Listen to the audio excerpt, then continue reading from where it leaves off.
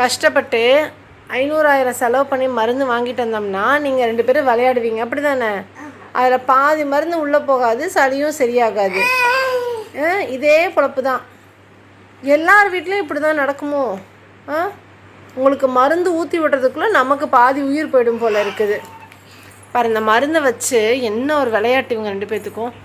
கொண்டா மருந்து குடிக்கலாம், கொண்டா கொண்டா கொண்டா கொண்டா தம்பி மருந்து மருந்து குடிக்கலாம்.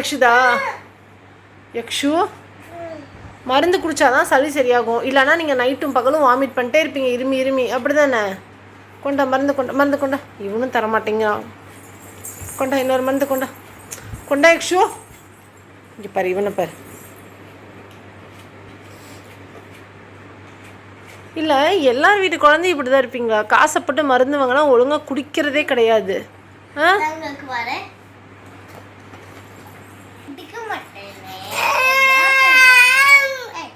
என்னம்மா இவனுக்கு அந்த மருந்து கொடுக்கலன்னு இவனுக்கு ஒரு பிரச்சனை.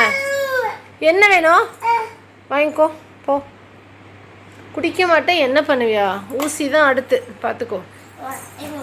உங்களுக்கு எங்கள் வீடியோஸ் பிடிச்சிருந்துச்சுன்னா மறக்காம எங்கள் சேனலை சப்ஸ்கிரைப் பண்ணுங்கள், லைக் பண்ணுங்கள், ஷேர் பண்ணுங்கள். டாடா பாய். அஸ்வந்த் குட் நைட் சொல்லுங்க. அஸ்வந்த் குட் நைட் சொல்லு. Good night.